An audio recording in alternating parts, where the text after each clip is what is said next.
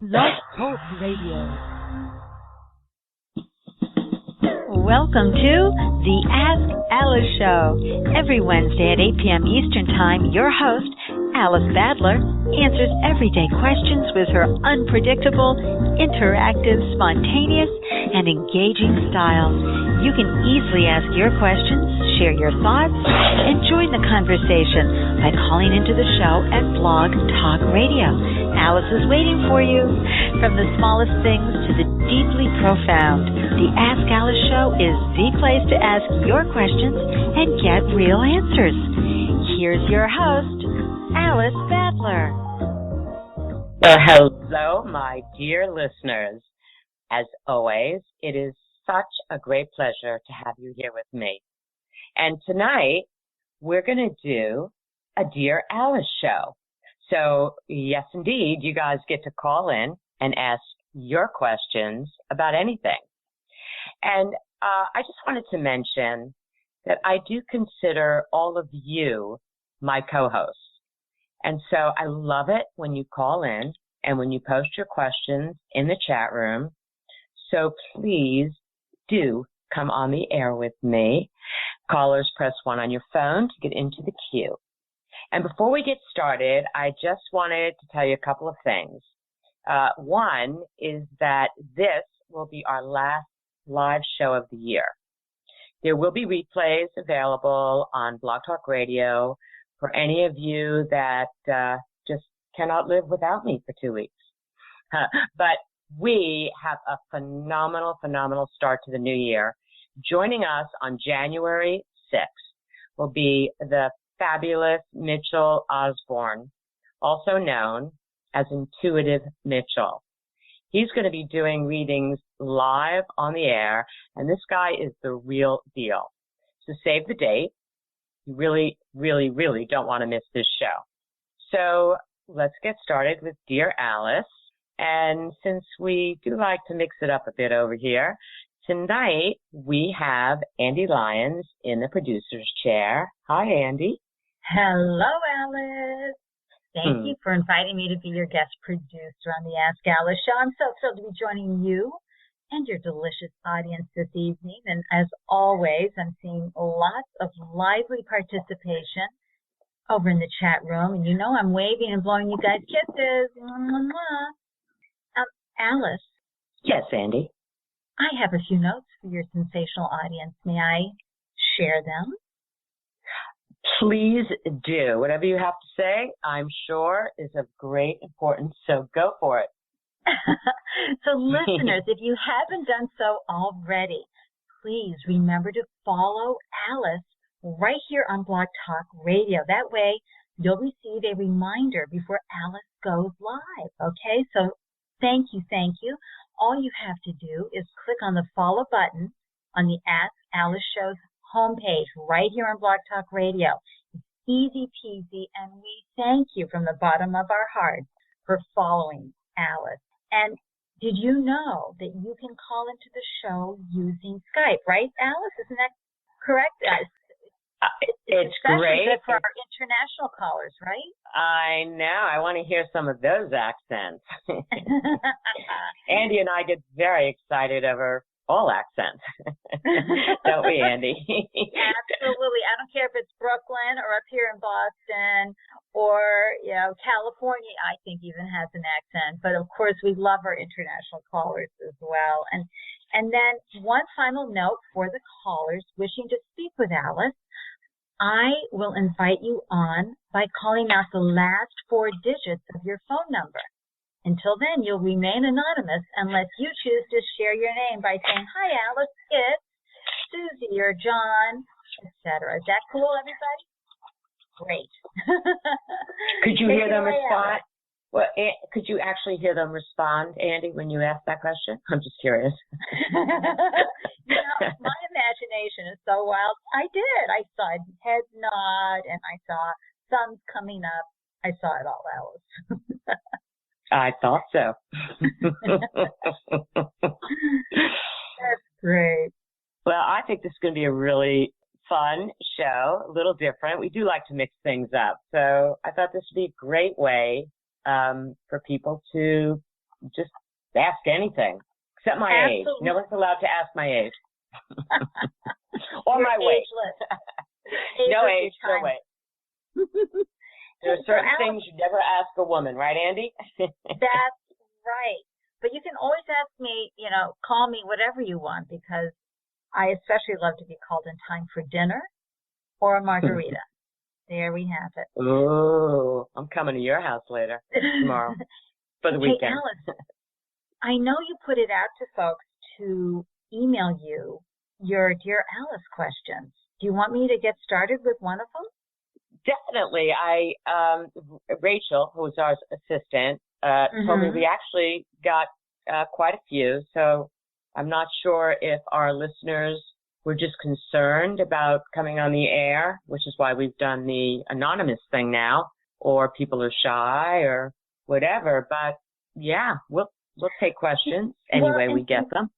I know, it's the holidays too, so I bet a few people were off to some cocktail parties or, imbibing on some sleigh ride moments tonight.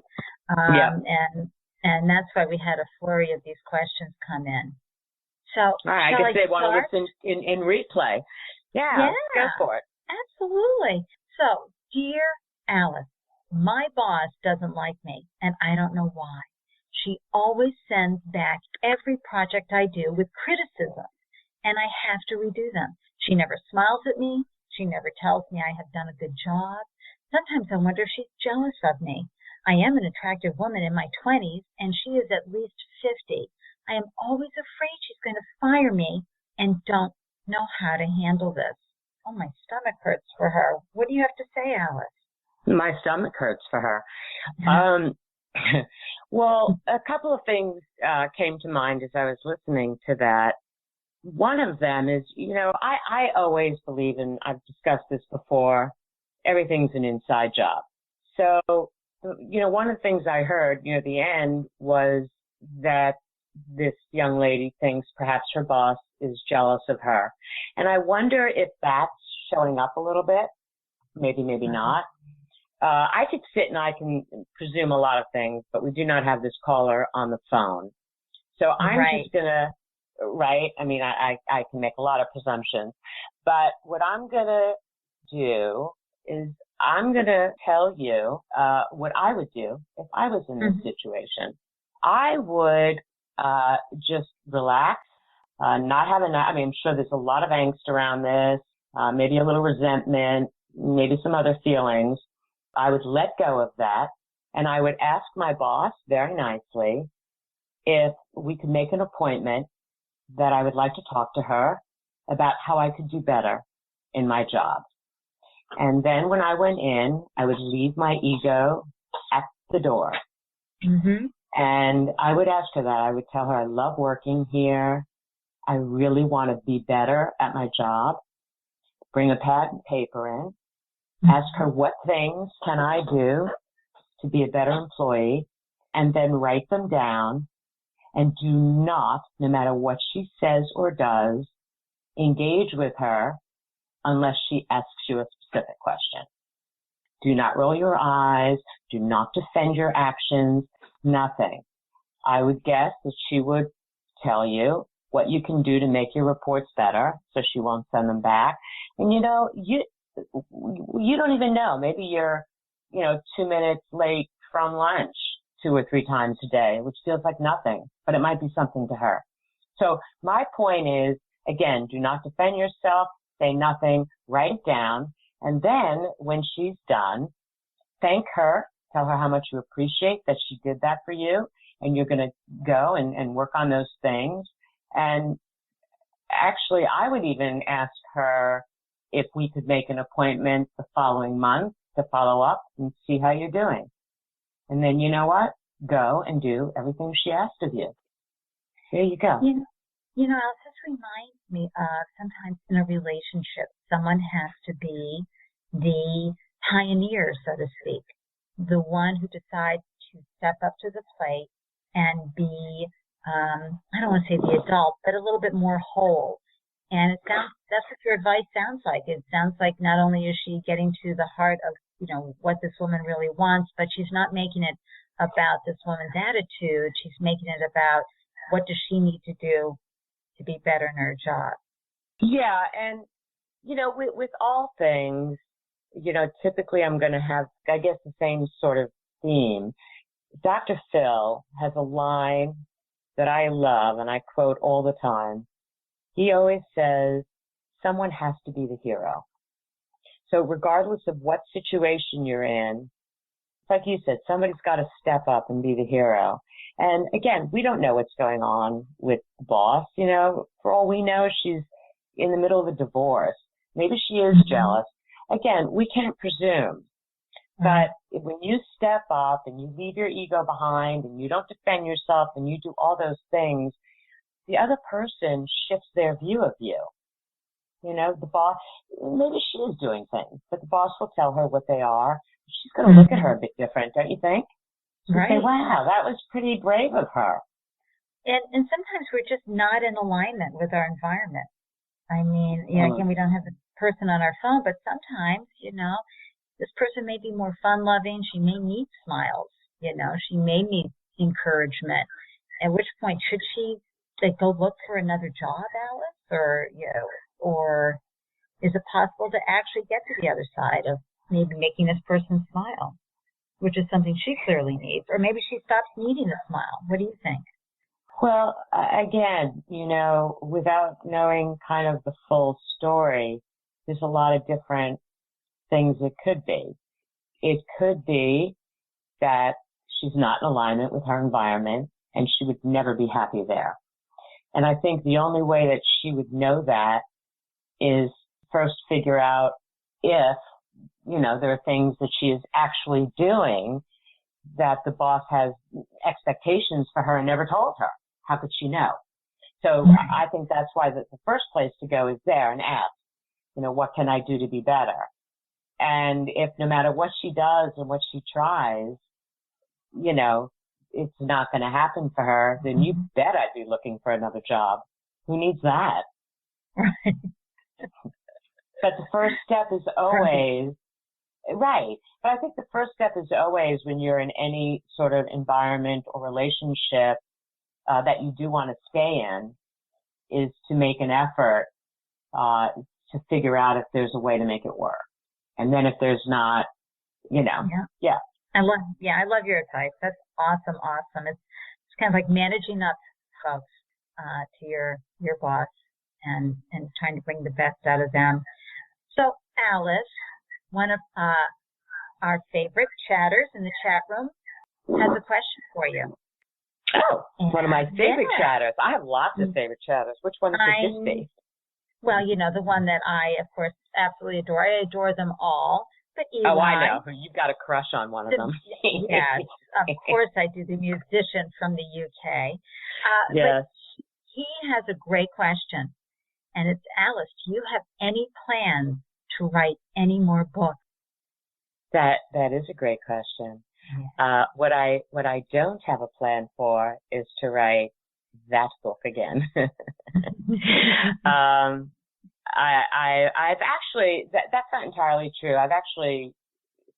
Well, if I say this on the air, then I can't do it. So forget what I was about to say. I actually have a few kind of things in mind that will go along with the radio show. I've started keeping track of all my original quotes and all my monologues. But I actually have some novels in my brain, some really great novels, which is very different than anything I've done in the past. But so far, there's just not enough hours in my day. But I would love to publish again. Yeah, I absolutely would. Are you talking nonfiction? Are you talking, fiction? You'd like to do a novel that's fiction-based? Yes, I've got a couple of drafts that I've put together in the past couple of years. And I've written some short stories that were actually published when I was going through trying to enter contests, which is a great way to get noticed. And I have a very interesting fiction genre. My genre is called, somebody named it for me because I don't know what it was. It's called fantastic, marvelous. You just love the way that sounds. Oh my God, fantastic, marvelous?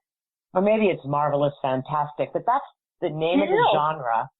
Yeah, and it's so different from, my articles and who I am in the world. And all my short stories, I started writing stories when I was in junior high, and some of those got published. And what that genre is it's sort of something that's happening that sort of feels like not real, but it could be. But it could actually happen, but it's sort of ethereal. It's sort of like, in a little, not quite sci-fi, but like a little strange. They're very strange stories. I love that genre, and that's where I seem to always write in when I'm doing fiction. Well, so I have never heard fantastic, marvelous, or marvelous, fantastic as a genre, but I am on the edge of my seat for when you share and go there, Alice. I think that's wonderful. Yeah, well, I might take a couple of the shorts that I've used in the past to enter contests, because there's always a word count, which is, I think, why I got so good at this monologue thing, because you have to make your point in such a short word count. You have to write a story, and I think some of those stories I could take and at least write a short story to kind of get started, a couple of shorts. Yeah. Make them a little longer. So yeah, that'd be great fun. Thanks for asking, Eli. I might be 120 by that time I actually get those out, but I have some great ideas. Eli, do you want to help? He says intriguing. Yeah, it's fun stuff. I do love to write. Thank you, Eli. I love that, Alice. Well, shall we go on to another question? Let's do it. These are fascinating. Okay. Dear Alice, I am a gay man who started a relationship with a man about a year ago. I knew 6 months in that we weren't right for each other. Every time I would hint at this, he would carry on and cry, telling me he loves me. I have not been so nice to him this past 6 months, so I am not even sure why he would want to stay. I need to end this already. I don't want to hurt his feelings, and I am also afraid of all the drama that will come after I tell him. Help! Well, I shouldn't laugh. But wow, I think probably most people have been on both sides of that particular coin. And, how I feel about that, because I've had friends come to me, so I'm going to give the same advice that I would to them. There are two things. The first thing is, if you know for sure that you don't want to be with someone, and interestingly enough, in this particular case, the gentleman writing in, he knew very early on, before he had an attachment. So clearly the other guy did. But there's a couple of things that come to mind for me. And one is that as soon as you really know that there's no hope for a relationship, every single day that you stay with that person, you are taking up their time. And I hate to use this word, but you're stealing their time. And if you look at it kind of that way, instead of, because of course it hurts so much to break up with someone, the actual act of it. But I think when you look at it, like, the sooner you break up with them, the sooner they're going to go through all the things that a person goes through, the grief, it's going to be a nightmare. So the sooner you do it, the sooner they grieve, the sooner they go through their pain, and the sooner they'll heal and move on. So I think for all of us, as hard as it is to say those words, just kind of say it, Well, and I think I don't love you anymore. I want to break, whatever you have to say, just get it out, and then you can have a further conversation. And I did want to just real quick comment on the second part of that, which is the drama, which, wow, I've seen that too. And I do have to admit, in my 20s, I was a little bit of a drama queen myself. And as hard as this is as well, if the person is going to be blowing up your phone, first of all, they're in pain, but I would say to that person who's in pain, be the person who leaves with grace. Mm-hmm. You're going to hurt. You're going to smart. Nothing is going to make you feel better. Nothing. And every time you call this person and they do not give you what you want, you see them, and it only hurts more. Yeah. So for that person, for the person who's trying to break up, I've been there. A lot of people have been there. You try to be nice. You don't want to hurt them, but eventually they're blowing up your phone. They're emailing you, and what I've done is I let them know that if they continue on, I will be forced to block them everywhere. And I got to tell you, that hurts to be blocked. Yeah. And then block them everywhere. That's it. Why should you can't deal with that drama. Again, that's not your journey. Your journey, that's theirs. They've got to get over you. They've got to, so yikes, but do it. I feel you're also going back to, 3 or 4 episodes ago where you were talking about the 4 agreements and using your impeccable word. There's a way to break up with someone, I imagine, right, Alice? That allows them with some dignity, yet you're still pulling that Band-Aid off quickly? Well, there definitely is. And I'll tell you one of the things that I think is the absolute worst thing you could say to someone, that everybody likes to say to someone, and that is, it's not you, it's me. That line is, the minute you say that to someone, they don't, it's not you, it's me. I don't feel like being in a commitment. That's not the way to do it. We never want to shame another person. We never want to. I feel like I probably wouldn't say to someone, I don't love you anymore, which is the truth. But I think to say we're not a good fit, it's just not working, it's not going to work, and don't give them, any comeback. Because, of course, this particular guy who's not going to handle it well is going to say, but I'll change, blah, blah, blah. And just, we're not a good fit. It's not working for me. Got to move on. So I think that is being impeccable in your word without harming that person further. You don't have to tell them you've met someone else. And I've seen that. Wow. Where someone says, I've met someone else. Wow, just stick the dagger in a little more. We talked again about, lying and what's lying and, omitting that. But I think it's more important for me, and being impeccable in my word means to never harm a person more than, they're going to get harmed anyway, to never shame or demean. And I think just saying we're not a good fit, we're not a good match, it's not working for me. What else is there to say about that? I don't know. What do you think about that, Ande? Well, I think, I really believe that in order to bring the right person into your life, you need to end it with anybody that you're in a relationship with that is not serving both of you. And so I think what you said is very important. Get off the fence, move on, rip the Band-Aid off. But I had never thought of some of the ways that you mentioned it, which of course is, it's me, not you. I didn't know. I've been with the same guy for 30 years, folks, so of course I'm clueless. But to say more that it's not a good fit, and I really think we're finished. And can you show some empathy at the time, but be firm, Alice? Absolutely. And I wouldn't use the word think. I would be very emphatic that it's over. Practice your words, because when you say, I think we're not a good fit, you're leaving the door open. We are not a good fit. We are not serving each other in each other's best interest.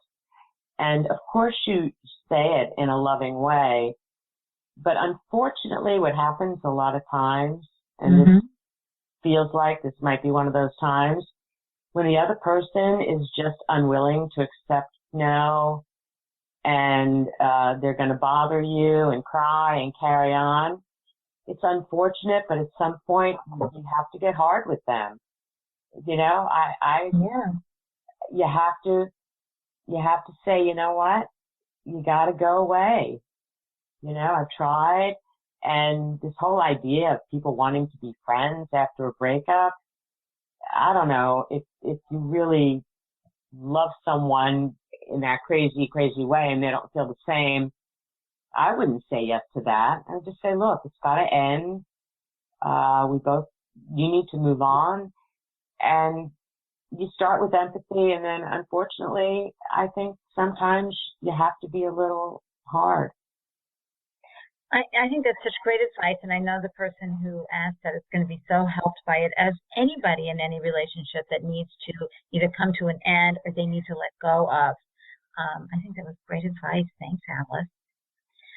And I think that I feel this way about like most relationships. We talk about love relationships, we talk about, children and things like that. And of course, there's some differences.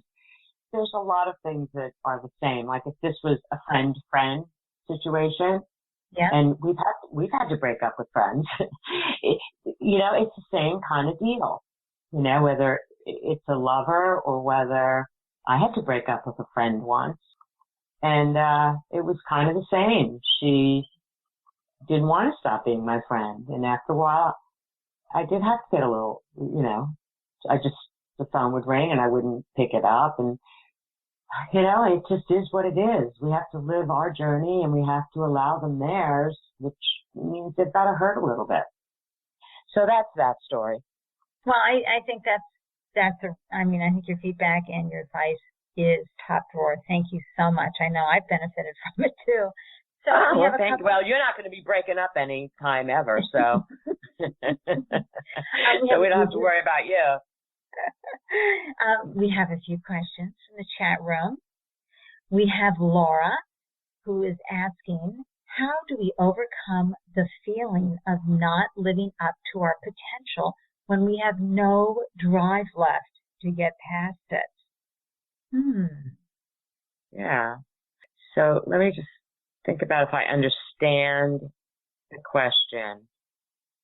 I just want to make sure. So she's hearing me. So if I get this wrong, okay. So what it sounds like I'm right because I want to. Okay. So what it sounds like I'm hearing is that she knows she's got this great potential to whatever, be something in the world that she wants to be, whether it's a job, whether it's having a partner, whatever, but that she's lost her drive to go after it. Laura, can you just say yes or no? Did I get that right? Here, I'll tell you.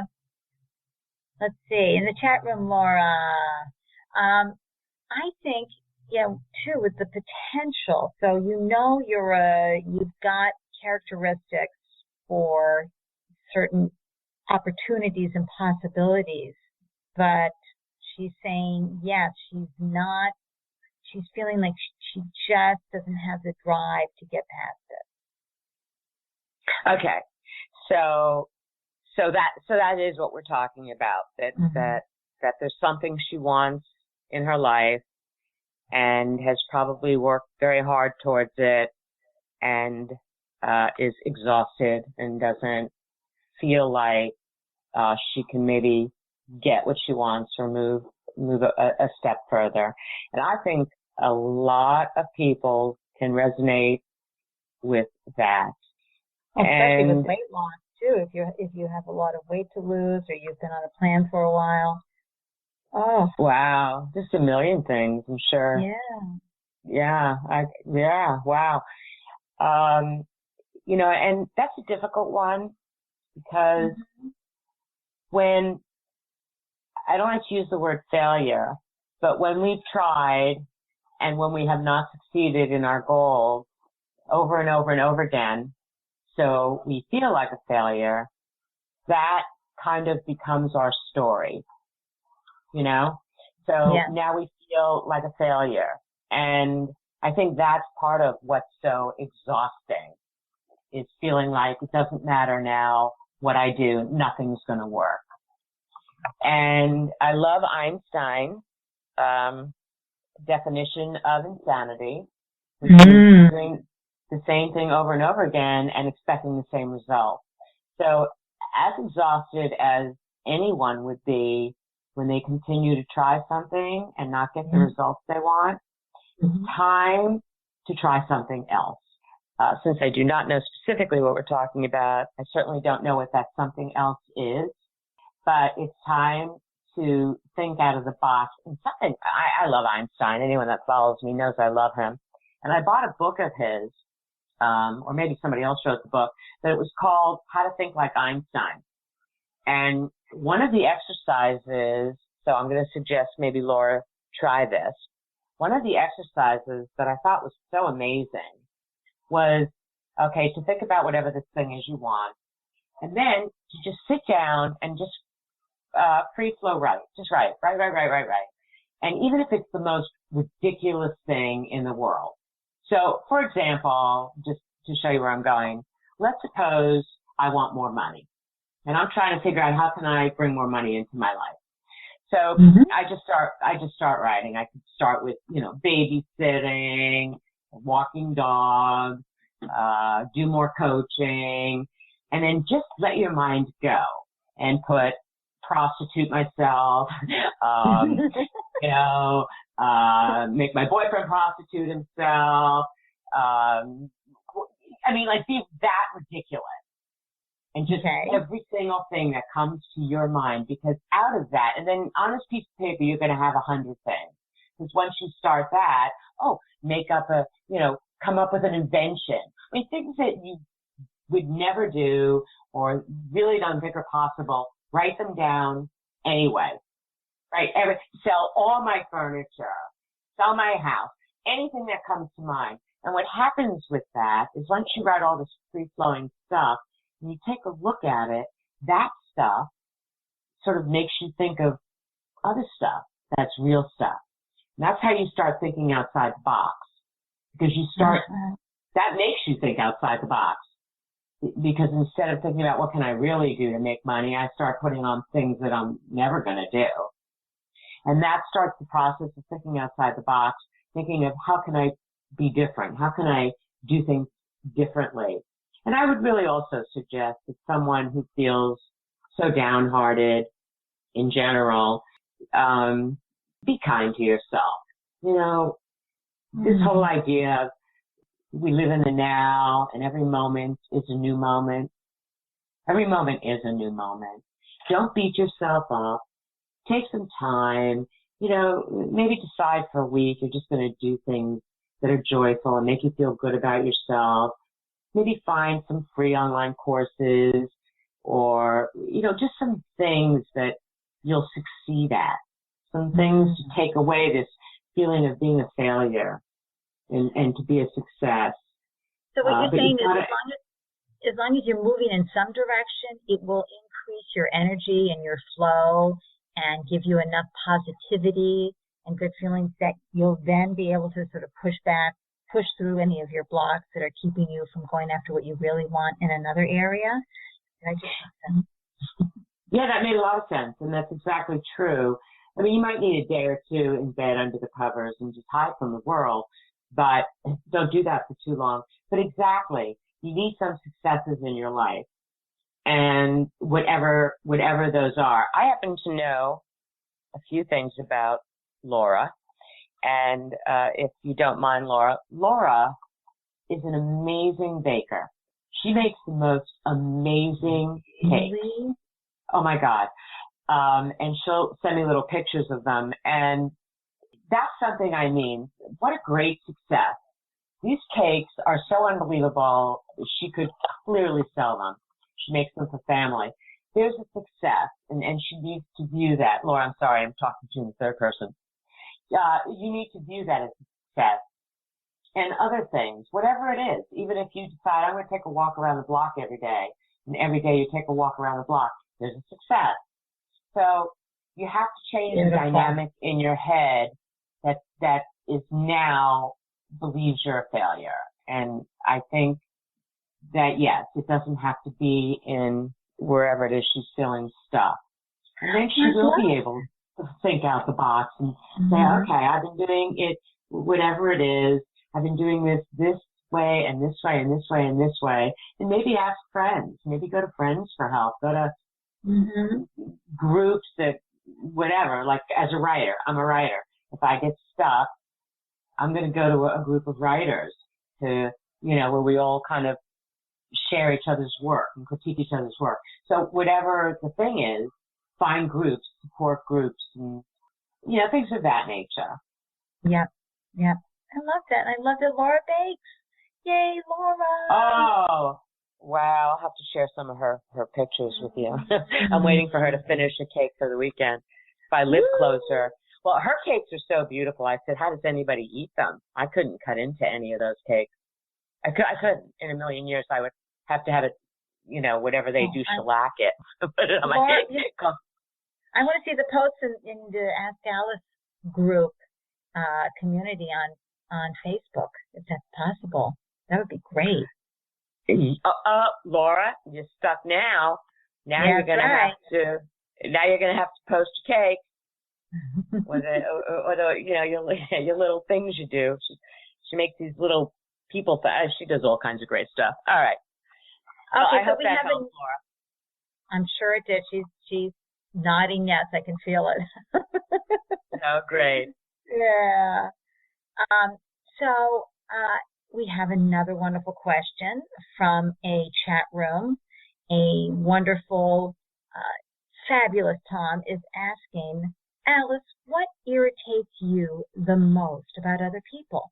My biggest irritant is dishonesty, says Tom. Well, that's a big irritant. Well, that's a very interesting question to ask me, because honestly, I say things and I wonder if people really think I mean them. But honestly, I've gotten quite good at not allowing most things to affect me. So if someone were to do something that would irritate someone else, it most likely would not irritate me because I don't take anything personally and everything just flows over my head. So I guess if I had to pick something, I would say people who are mean-spirited would be the most irritating thing to me about a person. That just kind of is, because even though maybe it wouldn't hurt me, it sure hurts people in the world to just be mean and angry and grumpy and terrible. Wow. And another thing I don't like, and I just did, is I don't love judgmental stuff, and I just was very judgmental. I don't like when I'm judgmental. But I was asked the question, so I was allowed. Well, and if I might pop in with my, favorite irritant is... I'd love that.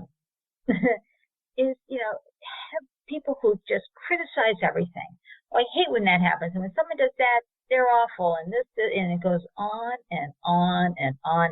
It's not even Eeyore, who just might just talk about how gloomy he is. It's, someone who's always looking for fault or finding something wrong with something. And it may be just how they're wired, but it's like, gosh, can you just give me something good? That's where I go. Well, I think that's beyond an irritant. I think it's incredibly toxic to be around.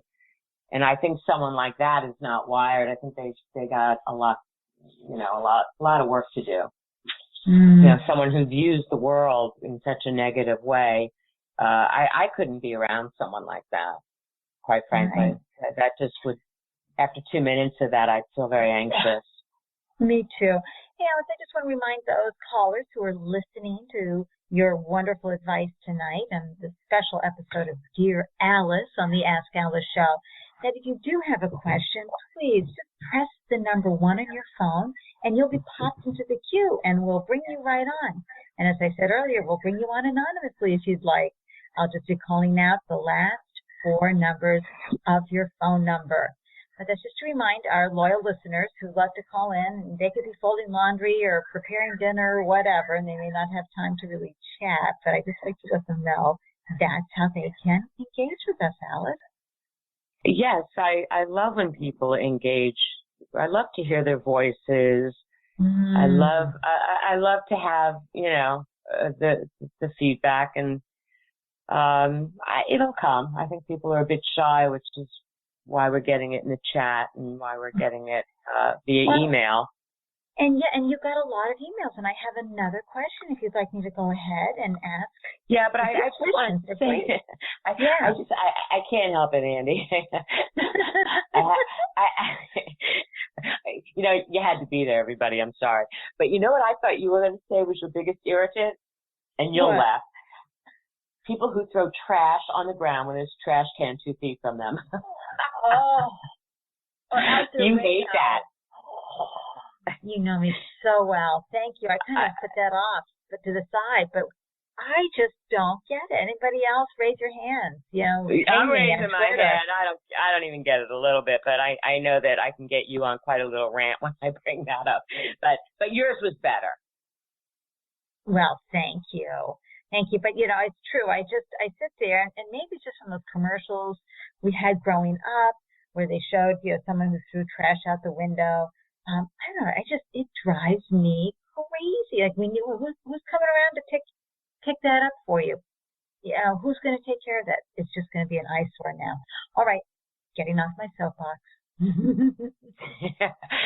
We should have another show called We Had a Fun with Alice, a Dear Alice. Now we should have Let's Rant and carry on about everything we don't like with the world. No, we can't do that. It goes everything against what the show is about. I know, it really is. This show is a lot of fun, Alice. You always bring everybody's spirits up, and you give such wonderful advice that lifts us to a place where we can manage our lives better. So that's what I love about you. Oh, well, thank you. Here is a great question, another good question. And it kind of reminds me of a couple of movies I've watched. Dear Alice, I live in a great neighborhood, and my wife and I have become close friends with our neighbors. Recently, they adopted a big dog who runs free on their property. We all have large backyards on our street, and no one has fences, so the dog has taken the plane in our backyard. Oh, boy. He is very friendly. I don't have a problem with that, but then he started doing his business in our yard all the time, and the neighbors never clean up after him. I don't want to create problems, but I'm at wit's end on how to handle this. Any suggestions? You know what is so weird about that? What? I had that exact experience about, 20 years ago or something. Uh-huh. Well, not exact, but the same sort of experience where I lived on a street where all the neighbors had kids, except one of my neighbors didn't have kids, and everyone would run back and forth. And I did get pretty friendly with the neighbors on one side, and their dog was a really good dog, and he ran free, and I never saw him in my backyard. And then, I don't know, maybe my daughter went off camp or something happened, and I didn't go into my backyard for weeks. And I went back there one day, and boy, did he do his business back there. Oh, and did you step in it? Oh, man, it was terrible. No, I saw it, and it was just like, it was a minefield. And he was the only dog on the street, so I knew it was him. Back then, maybe 25 years ago, I'll tell you what I did do, which worked, but I didn't do what I probably would ask, someone to do, or I would try to do first.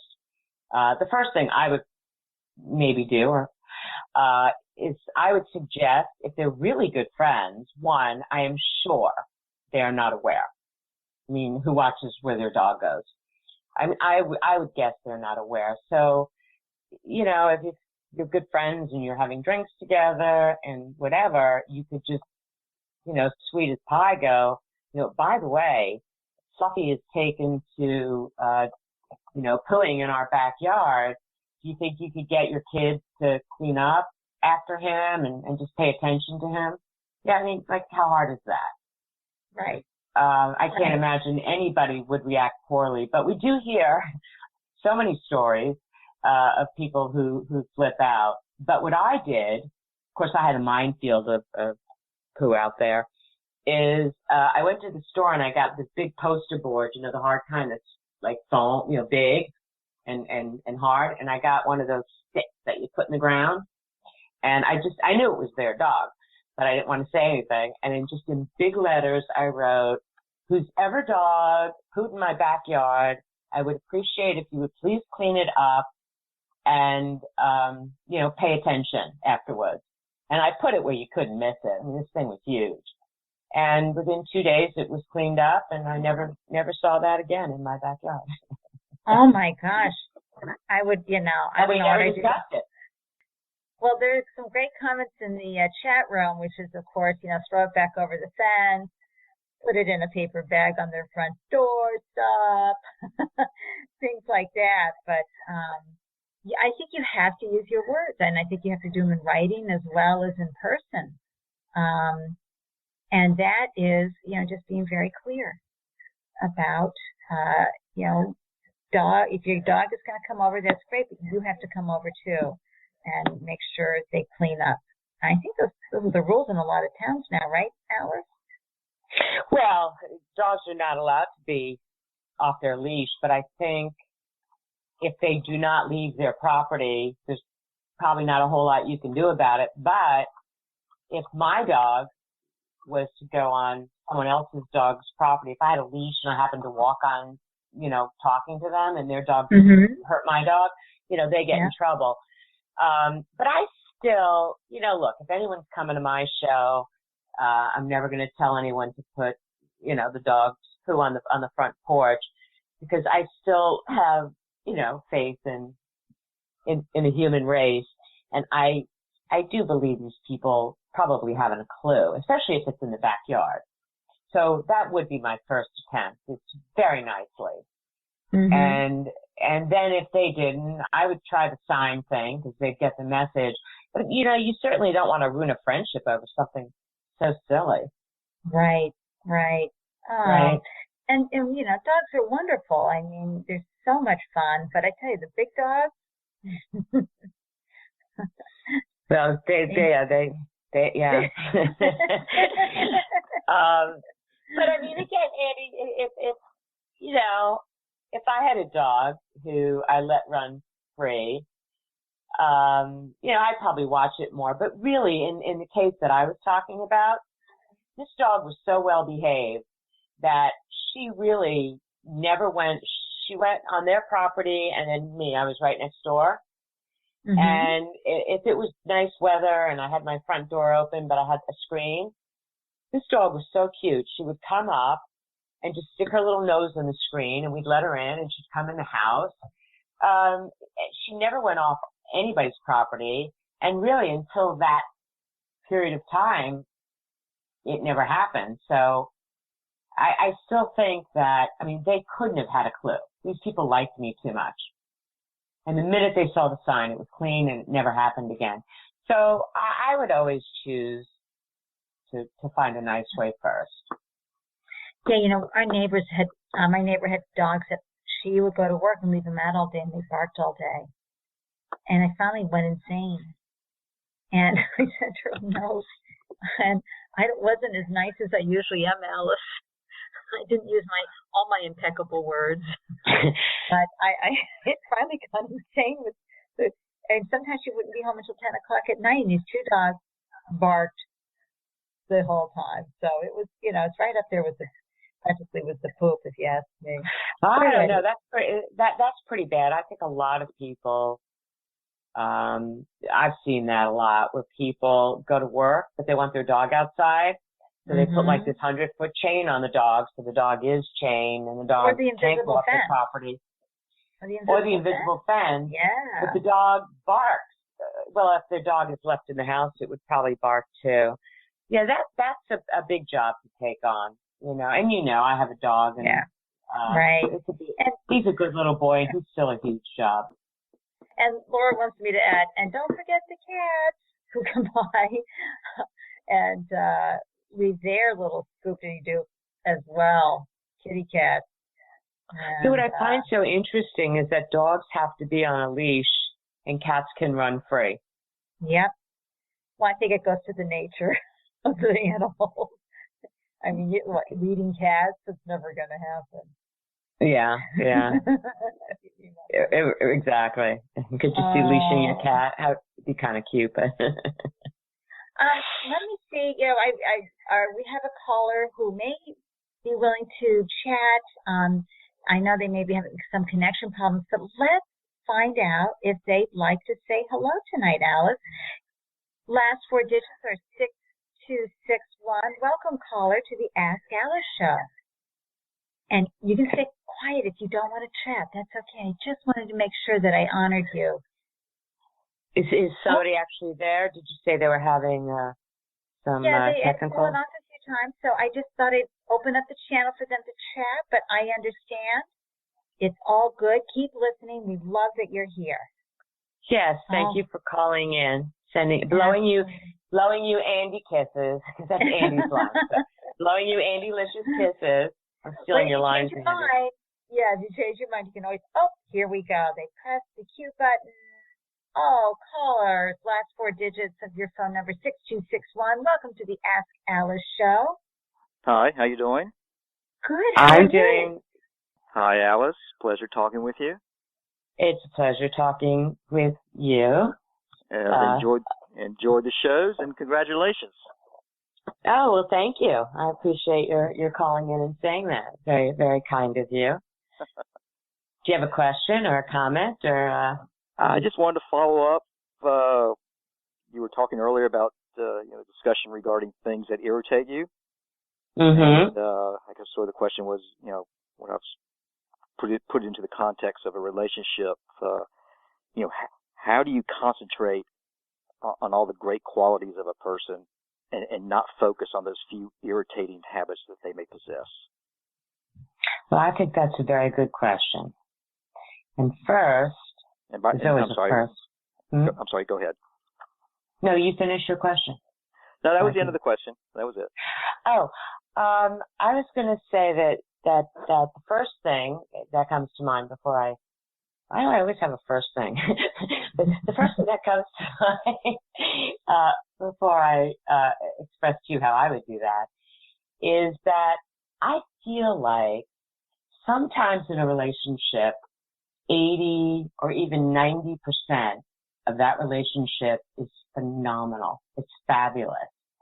But the other 10% is what I would call a deal breaker. So it can never compensate. Because a deal breaker is a true deal breaker. Everybody's got their own deal breakers, but that word is used because it really means a deal breaker. So if a deal breaker is in place, then no matter what, that relationship cannot survive. Okay, so assuming that is not the case here, and you just are asking about, not focusing on person being late a little too much or whatever, I think that you just do it. Just if you really care about the person, just be conscious, be grateful. Look at them and think about all the amazing and wonderful things they do for you. And then when they do something a little irritating, just let it fly over your head. Just let it go. And just do it. I mean, people say, this is hard. Everything is hard until you practice it. And the more you practice it, and the more you practice it, and the more you practice it, it's amazing how not hard it becomes. So that would be what I would do. May I jump in? Because I had somebody share some great advice with me, Alice and caller, that really helped. For example, her darling always leaves the cap off the toothpaste. Now, that can be a real irritant, especially if you have a formal relationship with things. So she decided, and it drove her absolutely bonkers. But she said, this isn't helping my relationship at all. I keep seeing that cap. It's kind of like seeing the toilet seat always up. So she said, I'm going to use that cap as a reminder of how much I love my darling man. And instead of getting irritated, she said, how much do I love him? And she put the cap back on. And there you have it. Okay.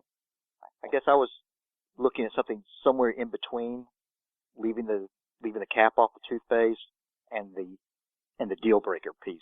Like, they're a heavy smoker. You just can't deal with that. Or would you? Well, that's probably a deal breaker for a non-smoker. Would you bring it to their attention? Well, Here's hey, listen, the I problem. just can't deal with this. Well, here's the problem. When you meet somebody, how you meet them is who you meet.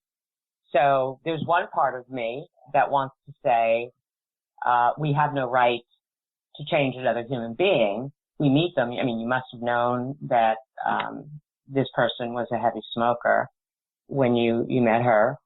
So there's that part of me. But the other part of me, or on the other hand, if she's really into you and you're really into her, I think there's some compromises that could certainly be made.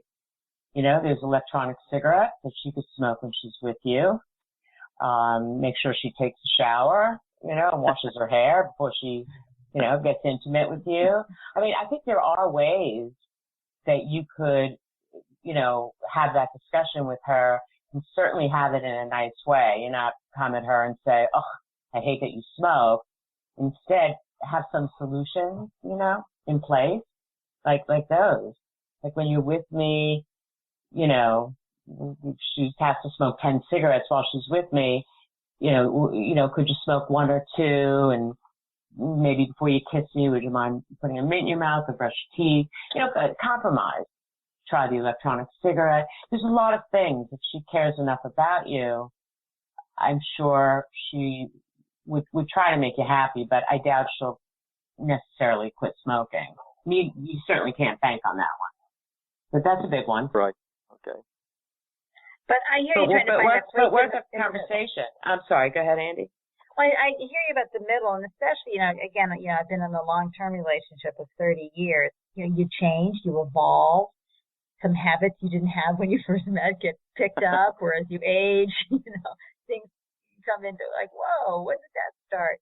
So that's when you have to have a good conversation, and sometimes you bring in that third party. You bring in somebody who specializes in relationships, and you have them work with you both to work it out. But it's such a great question, caller. Thank you. Okay. Well, thank you very much. It is a very good question, and I hope we helped you in some way.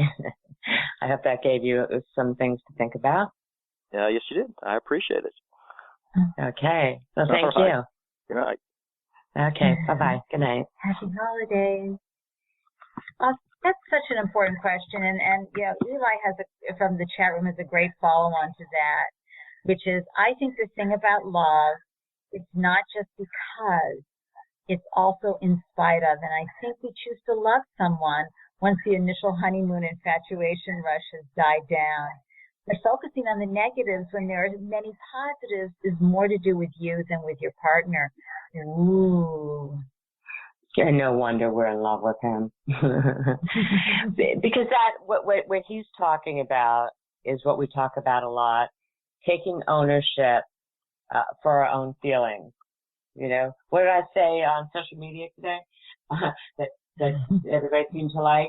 We have zero control over the thoughts and actions of others, but we have total control of our own. So that's the point. If somebody, honestly, if I'm in love with a man and he's leaving the toilet seat up and the cap off the toothpaste cap and cabinets open when he's in the kitchen, and that's the worst of it, lucky me. You bet I'm grateful. So that is about exactly what he said. Concentrate on the positive. But what our caller said was a bit different. That is a big one. It sounds like it's a new relationship, and it's a little different. Those are tough when you're in a new relationship with someone and an almost deal breaker's on the table, and I guess you just see how it goes. Right. But Eli, I think if you came to the United States, Andy and I might be fighting over you. Oh, Andy, you're safe. He's all mine. I'm kidding. Not really, but yeah. Okay. Well, this has been a great hour, Alice. I can't believe it's over already. I know. Oh my gosh, we need to get out some eggnog or some kind of holiday cure drinks. What do you like to drink over the holidays? Do you have any special cocktails that you like to imbibe with over the holidays, Alice? I like champagne. And mimosas are nice. Yeah. But I like that all year, so. Little high maintenance. No, mimosas, you don't need expensive champagne. Because when I've dated some men, and what do you like to? They might just ask, what do you like to drink? There's a lot of things I like to drink. But if I say champagne, right away their eyes get big. Oh my God, high maintenance diva. And I say no. If you make mimosas, you can use very inexpensive champagne. You can't even taste it. Right. What about you, Andy? I do like to bring up, make an eggnog. I mean, it's so high in fat. What am I thinking of? But yeah, I like to spike it up good. But I'd love to hear from folks and certainly come to the Facebook page group, the Ask Alice Show group, and share. I'm interested, and let me know, because I'm always ready to try a new cocktail, especially for the holidays. Oh my God, that just made me think. Somebody had ordered this drink for me. I'm trying to remember what was in it because it was so amazing. Probably everybody else has heard of it but me.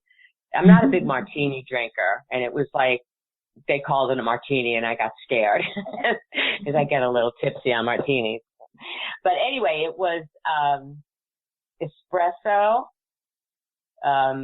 vanilla vodka, something called 43 liqueur, and Kahlua.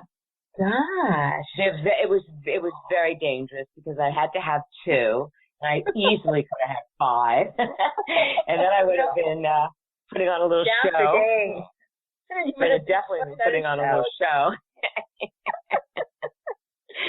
But I like eggnog too. I'm just, you know me, Andy. I'm not big on cooking, and I know eggnog isn't in the cooking, arena, but it is for me, which is why you got to get the blender out if you're going to make it, and not go to the store and buy it. But yeah, you do. Yeah. You do. Well, if I lived around the corner from your house, I know your family would get very tired of me.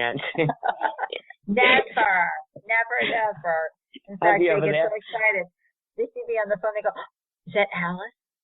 Yes. Having another margarita on our porch. I love margarita. Yeah, that's another one. I love margaritas year round too. Yum, yum. Well, so it's a delicious time of year. And certainly here in the Northeast, we like to, put Baileys in our coffee and our hot cocoa and warm up our drinks. Oh, that's another. Baileys in coffee is never a bad thing. In fact, what time is it? I still have time to make it to the liquor store when the show is over. Here we go. I'm terrible. You got me in the mood for a coffee with Baileys. There we go. It's so good. Oh, well, again, if we were neighbors, look out. I know.